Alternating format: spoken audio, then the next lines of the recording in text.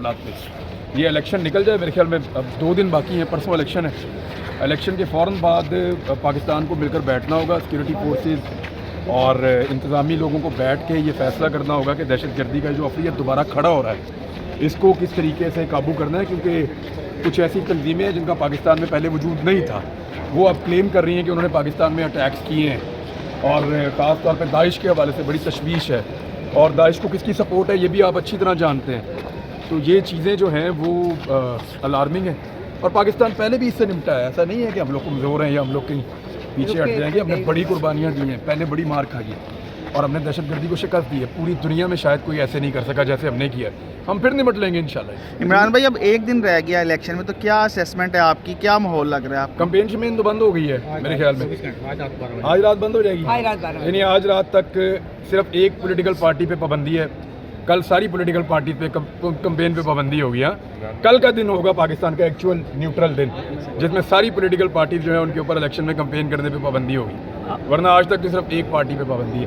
अच्छा, मुझे हैरत हो रही है सिर्फ जहांगीर तरीन पे कि अगर वो MNA बन भी गया वो मज़ा कैसे आएगा। देखिए, आप MNA बनते हैं, क्यों बनते हैं? यानी नॉर्मली हमारे यहाँ पे लोग ज़रा टैके टूके के लिए बनते हैं। मैं MNA बन गया जी, मेरा बड़ा नाम हो जाएगा, मैं अपने इलाके का सबसे मोतबर आदमी हूँ, पब्लिक की सपोर्ट मेरे साथ है। पहले एक उम्मीदवार उनके खिलाफ खड़ा हुआ, वो शफीक राई, वो बैठ गया 19 दिसंबर को, वो गायब हो गया, वापस आया, आगे कहता जी मैं तो इलेक्शन ही नहीं लड़ना, एक पर्ची से पढ़ के उन्होंने कह दिया। फिर उम्मीदवार खड़े हुए जी, दो, इकबाल शाह साहब और उनके वालिद साहब, उनका आमिर इकबाल शाह और उनके वालिद इकबाल शाह, ये उम्मीदवार थे, तो ये गायब हो गए। वापस आए, इन्होंने कहा जी हम भी इलेक्शन नहीं लड़ रहे जहांगीर तरीन के मुकाबले में। फिर एक खातून खड़ी हुई इफ़त साहिबा, उन्होंने कहा जी मैं इलेक्शन लड़ रही हूँ जहांगीर तरीन के मुकाबले में। उन्होंने जैसे ही कंपेन शुरू की और कुरान पाक पे हलफ लिया, 3 तारीख को, 4 तारीख को वो भी गिरफ़्तार कर दिया गया उनको, बगैर किसी वारंट के और किसी मुकदमे के, बकौल उनके। और फिर अगले दिन उनका भी स्टेटमेंट आ गया कि मैं भी इलेक्शन नहीं लड़ रही, दस्तबरदार हो गई हूँ जहांगीर तरीन के मुकाबले में। तो अगर इस तरह जहांगीर तरीन ने MNA बनना है तो मेरे ख्याल में उनके बेटे को भी उनका MNA बनना पसंद नहीं आएगा।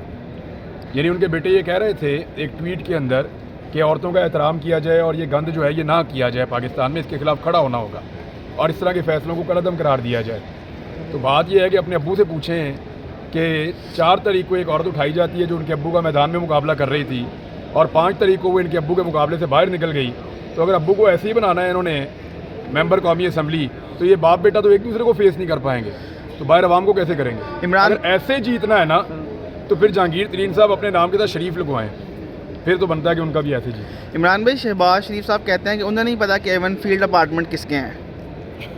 भाईजान उनसे सारे जागरू पता किन्ने ने शहबाज शरीफ को। देखिए, शहबाज इनका ना बड़ा अजीबोगरीब कहानी। वो कीनिया को उन्होंने आपके लिए फ़ोन भी किए हैं, कीनिया के सदर को। वो अरशद शरीफ इनके आसाब पे सवार है।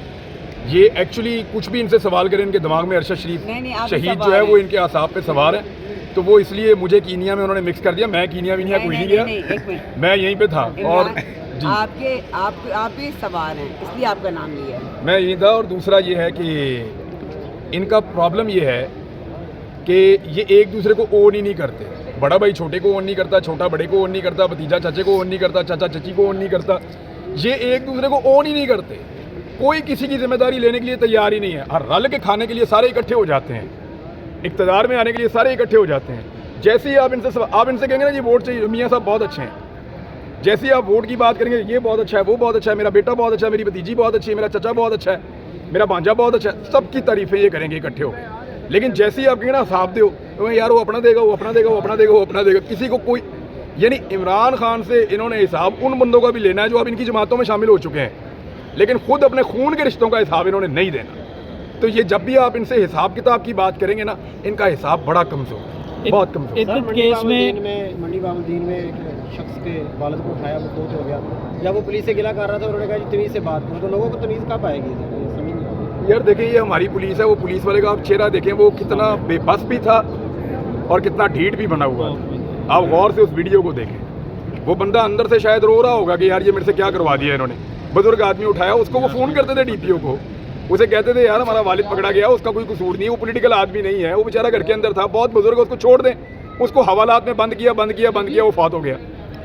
अब वो जो पुलिस वाला है जिसने ये किया और जिसके हुक्म पे ये हुआ, वो मजबूर तो थे, वो मजबूर तो थे बेचारे ना।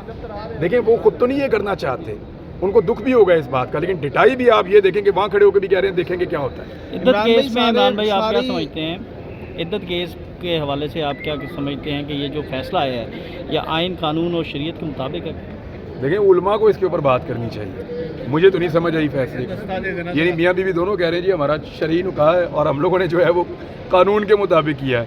मियाँ बीवी दोनों यही कह रहे हैं और फैसला कुछ और आ रहा है। मेरी तो समझ से बाहर है, मैंने सुना नहीं, देखा नहीं। ये बताएं कि आप इनको श्योरिटी दे दें कि मैं वापस आऊँगा पाकिस्तान, तो शायद आपको इजाज़त मिल जाए। तो इस तरह की किसी किस्म की उन्हें बात- पता है ये मुझे श्योरिटी देने की ज़रूरत नहीं है। मैं अगर आज कहूँ ना कि मैं हमेशा के लिए जा रहा हूँ मुल्क से, तो मुझे फ़ौरन भेज देंगे। मसला ये मैं वापस आ जाता हूँ। लेकिन आपको सियालकोट से फिर क्यों गिरफ्तार किया था अगर इनको पता था कि वो आप भी जा मैं रहे हैं? बाहर ही आ रहा था, उस दिन भी मैं चाहता चला जाता। वो मैं एयरपोर्ट से निकल रहा था जब गिरफ्तार हुआ, तो मुझे पता चला मेरे घर में छापे पड़ रहे हैं, तो मैं बाहर आ गया। इमरान भाई क्या लगता है आपको कि इस बार जो टर्न आउट है वो कितना होगा, क्योंकि आपने सर्वेज भी करवाए हैं, सारे आपने कैंपेन भी देखे, तो क्या लगता है लेकिन कितना टर्न आउट का होगा? प्रॉब्लम है। अगर टर्न आउट ज़्यादा हो गया तो फिर देखें एक चीज़ तो आप लोग गौर करें, अब कितने लोग गिरफ्तार हुए, कितनी सख्तियाँ हुई, कागजात छीने, ये सारी एक्टिविटीज़ जो आपने देखी, क्या आप सब में से किसी ने पहले देखी अपनी ज़िंदगी में ये एक्टिविटीज़? नहीं देखी ना। ये आपने क्यों देखी? अगर तो इलेक्शन डे पे मैनेज करना इतना ही आसान होता तो ये सारा तमाशा ना लगता इस मुल्क में। इसका मतलब है कि टर्न आउट अगर ज़्यादा हुआ तो वो टेबल टर्न हो जाएगा। Thank you. सर आपका हाथ है, आपने पट्टी सी लगता है की हुई है, लोग जानना चाहते हैं। तुझे तो पता है क्या हुआ है? बिलाग में भी नजर आता है, लोग मेरी देखना bowling सोचना थी। चाहते हैं कि ये क्या हुआ है।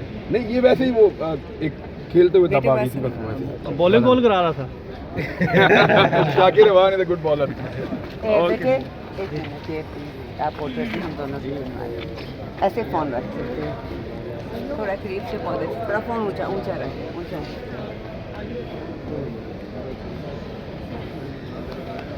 थैंक यू, थैंक यू, चार बना देने सर। Thank you.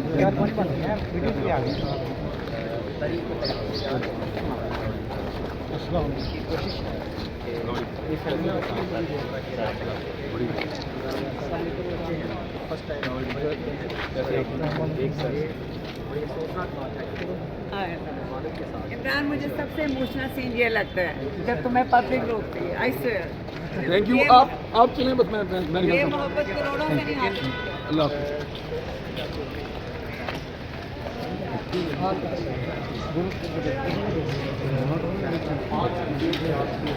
अस्सलाम वालेकुम। वालेकुम सलाम सर, कैसे हैं आपके?